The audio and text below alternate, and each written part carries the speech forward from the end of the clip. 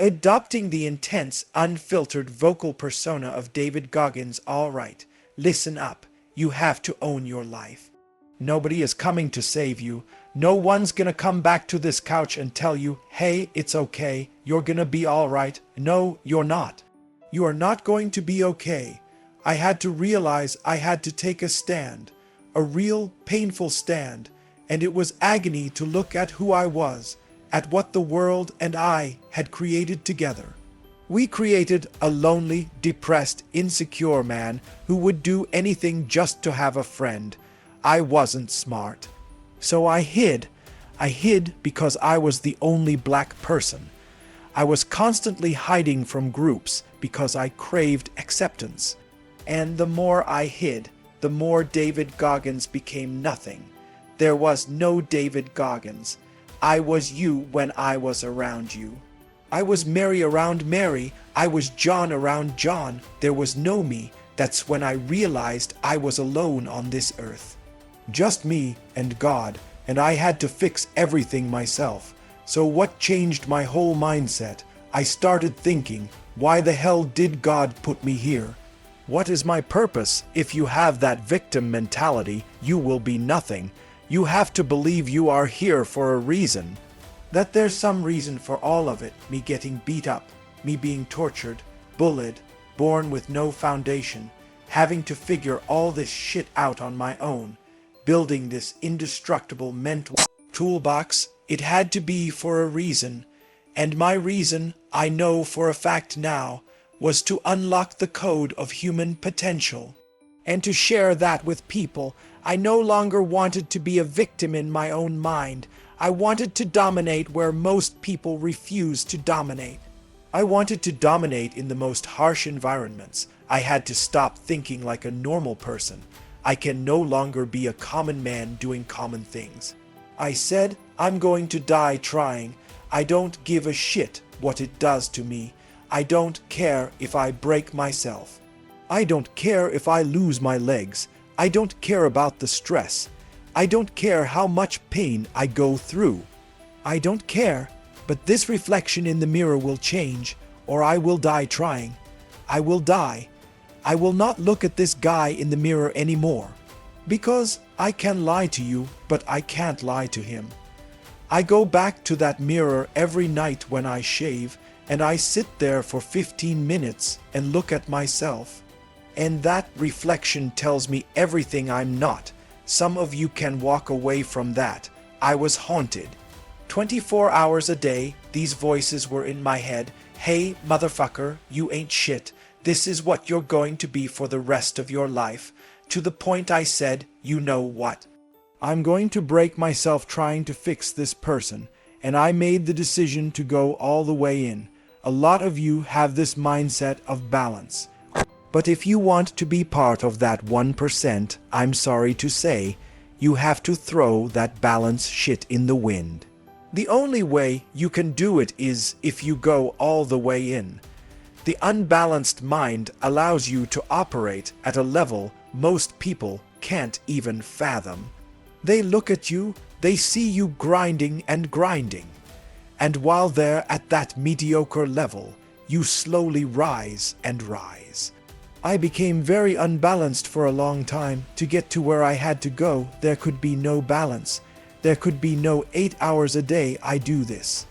I was in such a dark place that if I didn't dedicate 24 hours a day, 7 days a week, 365 days a year to becoming a better human being, it wasn't going to happen. Balance is important later, but you have to first go to war with yourself. You have to figure out what you're about and be proud of who you are before you get that totter nice and balanced. Once you change one thing, your mindset, you can attack everything. I started realizing if I could flip these insecurities upside down, if I could flip this fear, if I could flip all this shit that made me a depressed, insecure guy, if I could flip it and make it work for me instead of against me. I started seeing the power in failure, the power in insecurity, the power in self-doubt. I looked at everybody, and it may not be true, but I saw them as being way above me. I thought to myself, if I can be at the lowest part of the world, in the sewer, and be able to overcome all this shit, I started using that as power. And I slowly started passing the guys from Harvard, the guys from MIT, the guys from great families. I'm like, oh my God, I'm catching up. I had nothing, so I started flipping it and using this power. A lot of us run away from our fears, sure, and we box ourselves into a lifestyle of this is all I can do because we're afraid of everything outside that box. We're comfortable inside. I was afraid of the work because I wasn't gifted with brains. I wasn't gifted with God-given athletic talent. So I knew to get to where I had to go, to even be on the same playing field as these men, the work was going to be something I didn't even want to attack. I jumped the box. For the first time in my life mentally, I jumped the box and said, hey, I got to come out here and play. You have to start diving into the things you're afraid of. You don't gain confidence by going to a spot that makes you feel good. That's a false reality. The second life gives you a challenge. All you want to do is run back to that happy spot. No, if you can get through these different barriers and gain 5%, 2%, 3%, that 40% becomes 60%, that 60% becomes 70%, then 80%, then 90%, and then you'll hopefully one day near 100%. I've given everything. People say, oh, you ran on broken knees, you taped your feet up, you had 2 heart surgeries and kept going. Yep, sure did. I had somewhere to go. I had a destination, and I got there. And buddy, when motherfuckers tell you you can take a break now, that's when you're up. As long as my knees are halfway working, I have to run. You're telling me there's a chance I can't run anymore? Hell no, that just gives me an excuse not to do shit. But as long as I have no excuse, I have to do it. On the other end of suffering is a life that many people don't even know exists. It's a beautiful world. Because of the 40% rule, we all live in this world where our brains keep us in a box. Outside that box, on the other edge of suffering, which is the other side of that 40%, is a world of endless opportunity. But we're afraid to go outside that box because inside the box it's comfortable. That's where all our nice stuff is. That's where the 4-lane highways are. I know where the restrooms are. I know where the gas stations are. Outside that box, man, God gives you a shovel and says, start digging. That's not fun. But when you dig your own path to all kinds of unknown stuff. That's what I started realizing. On the other end of this is some beautiful shit. So I got outside my box and realized, man, 300 pounds. Now look at me, 185 pounds. On the other side of the box was all this stuff I didn't know was over there until I climbed the wall.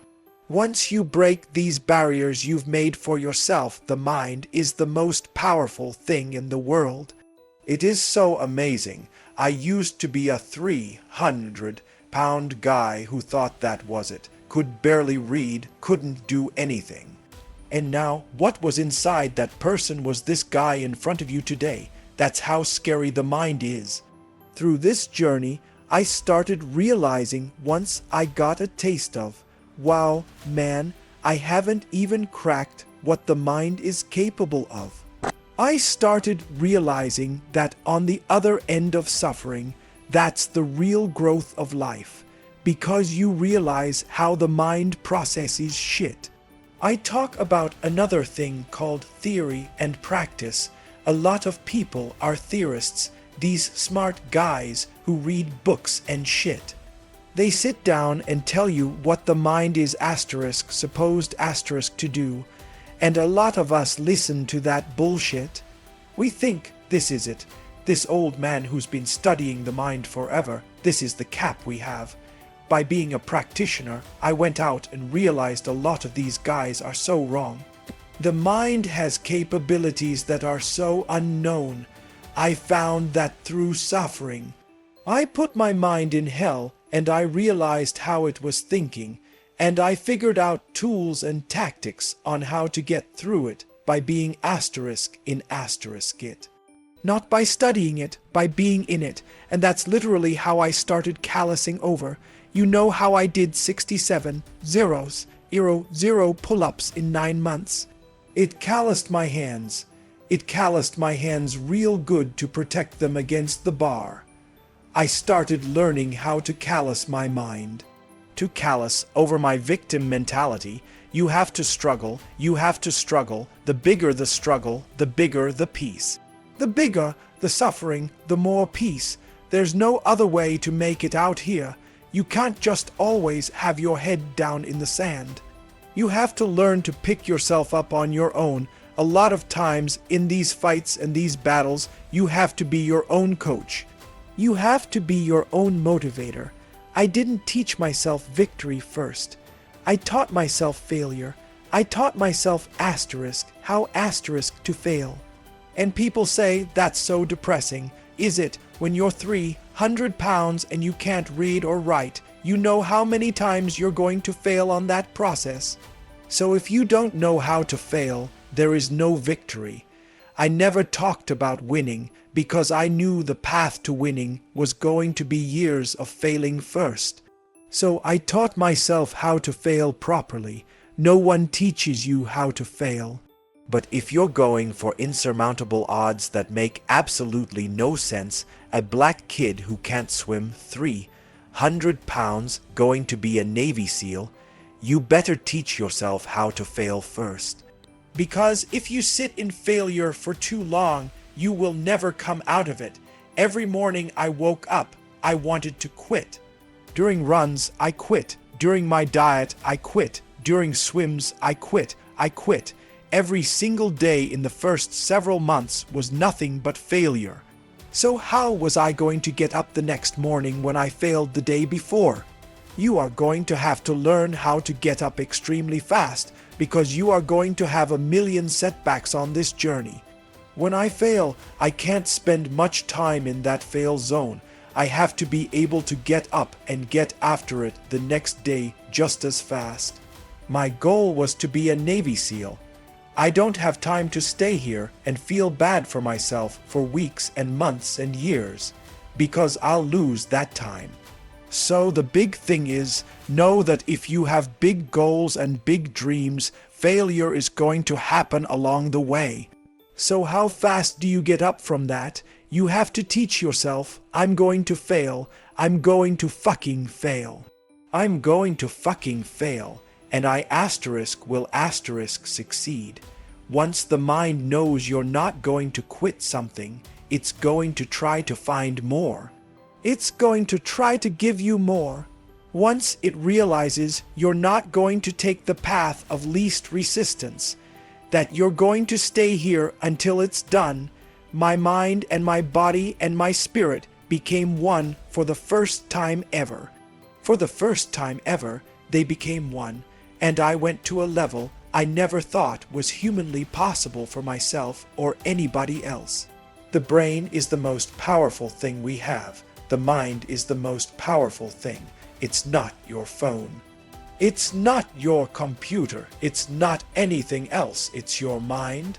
And if you can tap into that, you can come from the goddamn roots of hell and become such a great seed, a powerful seed that can grow into some great goddamn garden.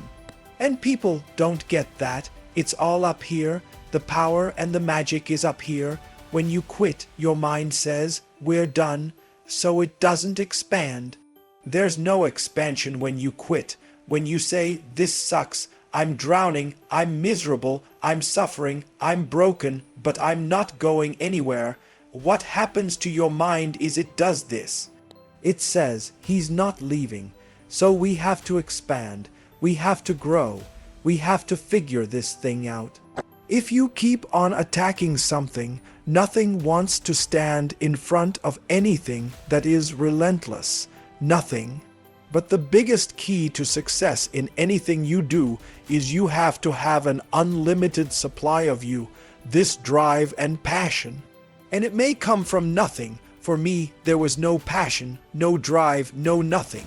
There's no passion, there's no motivation, there's no, oh my God, man, I love this. No. It's every day of your life, just asterisk doing asterisk. But I had this fire that I was going to be somebody. And it has to be there because on all those bad days, on all those days you don't want to do shit, you have to be your own motivator, your own coach, your own trainer, your own everything. So to do that, you have to come into work, and work is whatever your work may be, ready to go. And what that means is you may have failed miserably yesterday, but you come to work like people say, man, you just lost everything. How the hell are you this damn motivated? Because this is what it takes. This is what the fuck it takes. And you have to get it from wherever you can. Whether you make up this illusion about your life or this false reality that gets you motivated, whatever gets you motivated, it's got to be here at the tip of your brain at all times. Because in those dark moments, you have to pull it out. So that's the big thing for me, man.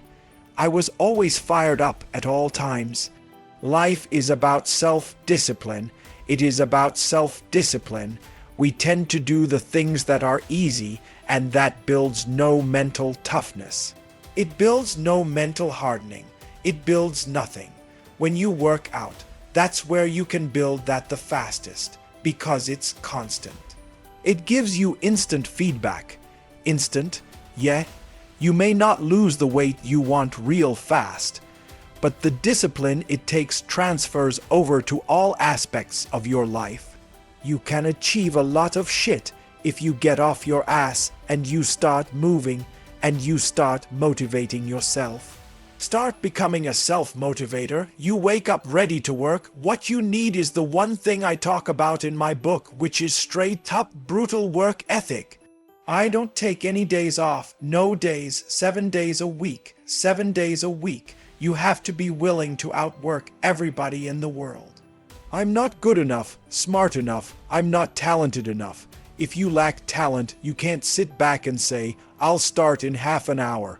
I can't do that. I have to start now, and after I get back from starting, I have to start again. And then when I get done with that run or that study session, if it wasn't good enough, I have to go back again. Because repetition is what taught me everything, so you can honestly outwork anything. What really does it for me is I know what we're capable of, and I know that most human beings aren't willing to go where I am. And that's a very, very dangerous thing. I'm not saying I'm better than anybody else. Everybody has this talent. Sure, it's not a talent.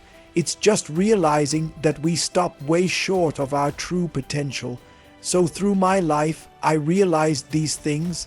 I was that guy who grinded. I grinded hard. I ground hard. I was that guy who was up if we went on an OP or we had a workup.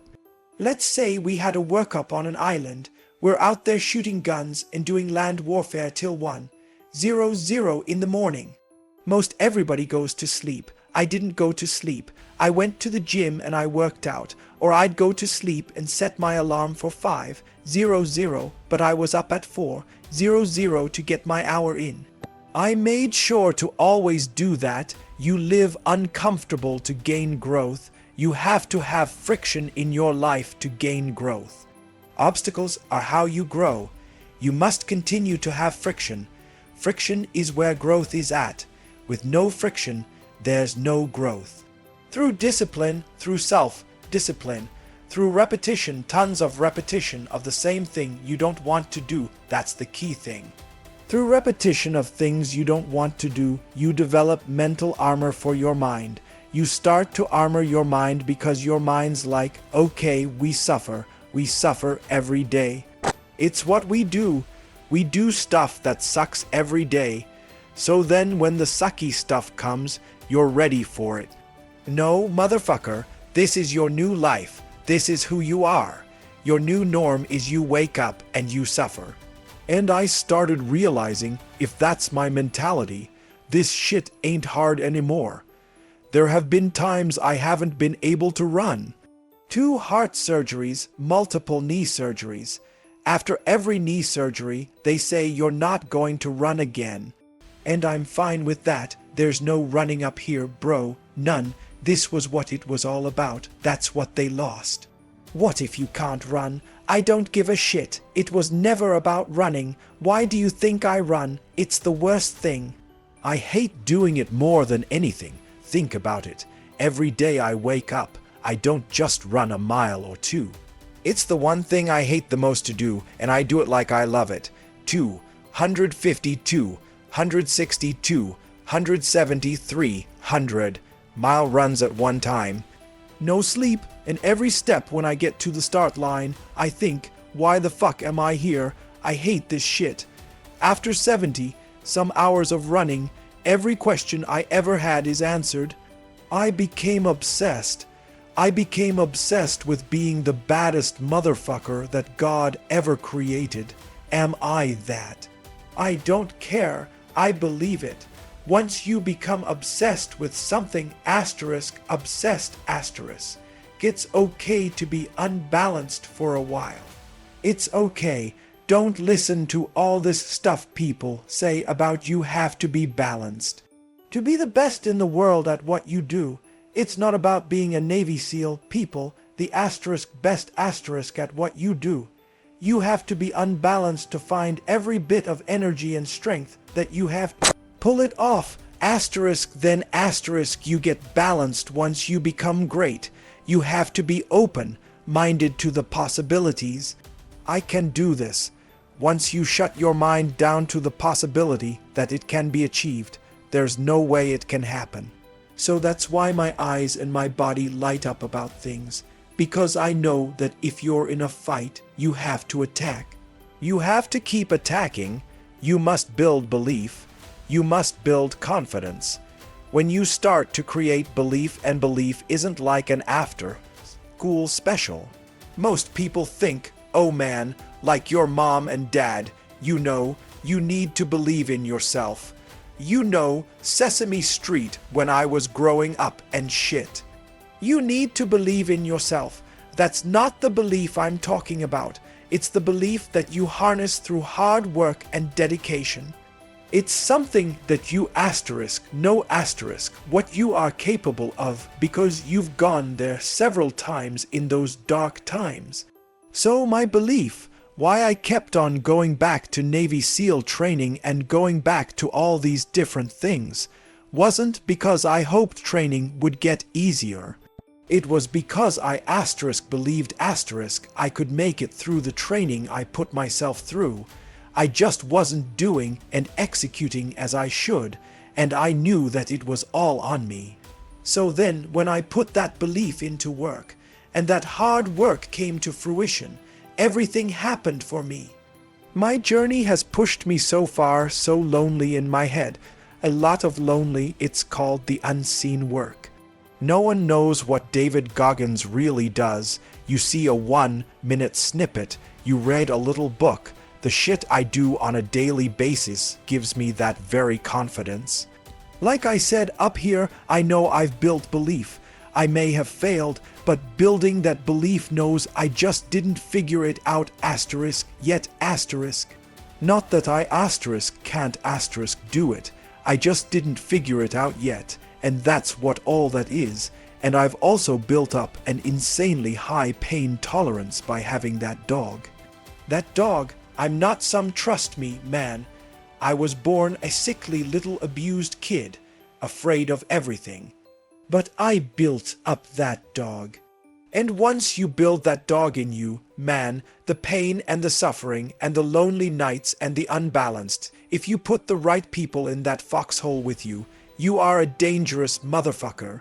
If you walk into any kind of event, whether it be physical or mental, if you walk in already putting that block on your mind of, man, this ain't going to happen, you've lost. People go, How did you run 135 miles in Death Valley? How'd you run 100 miles with no training? Because I went into it not thinking, I can't do this, man. I went into it with a strategy. I had an open-mindedness, so until your mind is open to the possibilities, can do this, you will never be able to do it. Once the mind starts to believe it can be achieved, it then, and only then, starts to break down tactically how we can do this.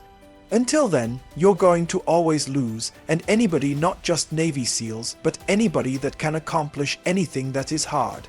The only separator is that they really want to be there. There are some people that get inspired, and that inspiration moves them to try to do something. But that inspiration is very high right now in this nice environment. We're in a nice environment. The ocean's out there. I'm talking to you. If I want to go to the refrigerator and get something to drink, to eat, I can. I can watch a movie about some badasses and be inspired, but the second you're not in this environment and you're actually doing what inspired you, that suck factor is now real. You can't just get off your couch and get a shake or get a box of donuts or turn the TV on or go take a shit or a piss or go get your girlfriend and cuddle up. No, you're now they're asterisk. And only those people who have been there a million times in their minds and have lived in that water and have suffered a million times and realize my legs may break, my knee may break, my bones will hurt, I will be the coldest I've been in my life, I will be miserable. An asterisk accept asterisk that because what happens is when you get in a horrible situation in life, your mind, I call it my 1-second decision. When you get in a horrible situation, your mind immediately says, get the fuck out of here. Everybody's does. Even if you want to be there, it starts to have all these different questions in your mind in that 1 second. It says, okay, why are you here? Why are you doing this? Why this? Why that? And then you start to say to yourself, if you don't want to be there that bad, I have a beautiful wife at home, man. Why the fuck am I doing this? This is stupid. This is going to get these guys injured. They're going to pay for this for the rest of their lives. I'm not going to break my body up to do this. Your mind starts to say, yeah, this is stupid. But if you are already knowing that this is going to happen to you, you have all the answers to these questions that your mind gives you when you're in suffer mode. You have to be there over and over, but not there at the graduation. Okay, you have to be there in the worst part that you know, over and over again. You have to live that in your mind. Like me, I sat down at the table and I said to myself, what are you willing to give up? Everything. And when people come to me with that kind of mindset, I can work with you. When you're willing to strip yourself down to nothing and give everything, that's who I want to work with, because now I can mold you into exactly who you want to be when you put these restrictions up. And that's why my first question is, how bad do you want this? If it's as bad as you want to live or breathe or sleep, whatever the hell it may be, I can work with you. So how I do every day is how I do every day. It's a discipline, it's a regimen. It was a choice I made, and the choice I made was, what are you willing to sacrifice, and what are you willing to give up to find every bit of who you are as a human being? And I was willing to give up everything to do that. Weak people hear this shit. Oh my God, he must be miserable. Oh my God, what the hell is wrong with him? You're missing the story. You're not listening to the story, man. Look what I overcame. If that doesn't put some badge of honor tattooed in your brain for the rest of your life, you can die today. Talking to Joe Rogan. You're missing the story, man. Am I happy? What the fuck do you think? Don't misunderstand the passion in which I speak for not being intensely happy. I'm the happiest person in the world, but I'm not done. So I'm not going to speak to you like, oh man, everything is great. No, I have a lot more shit to do. A lot more shit to do. I honestly want to be considered one of the hardest men to walk the planet Earth in the history of the world. And when I mean by hard, I'm not talking about the guy who does the most pull-ups, the most sit-ups, runs the most. Just a person who's able to overcome any adversity in front of him to figure out a way. Hardness isn't about all this physical shit, man. Yeah, it helped me get to where I'm at, but all I was doing in the whole process, the process wouldn't be ripped. It wouldn't walk around with my shirt off. That wasn't it. I knew, through the physical challenges, through the physical suffering, my mind was getting stronger. I was literally doing that for a reason. I had a weak mind. All the rest just happened to come with it. I was trying to strengthen the mind to handle all the judgment that's passed on me perceived, and sometimes you make it up in your own head. I just want to be able to handle all of that. Everything physical, mental. I want to be perceived as that, like an old school barbarian. An old school guy. It's like, got 'em, man, nothing can hurt this guy. Which is why the book is titled Asterisk Can't Hurt Me Asterisk. I want people to have that mantra in their life. Take that with you.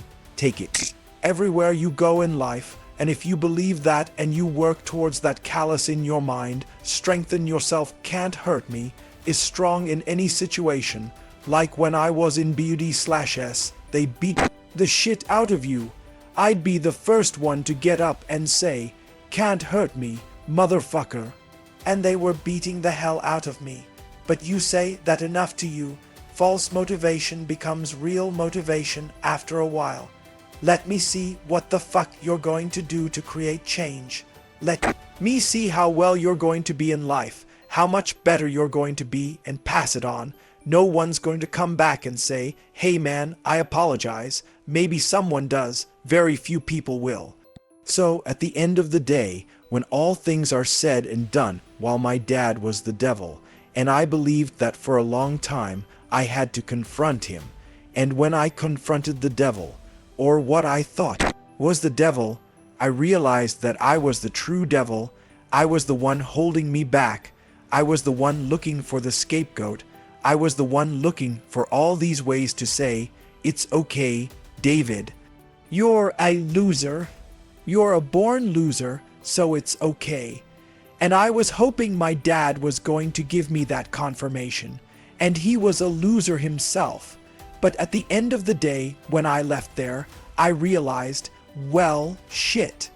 Man, it's all me. My dad's up. My mom's up. The people around me are up. They're not going to save you. You have to save yourself, my friend. Make up your own mission statement. What do you want to be in life? And once you do that, now you can work with somebody to get better. You can work with yourself to get better. But until you know what you want to stand for, you will always just be sitting down. You'll never stand for anything. Stay hard.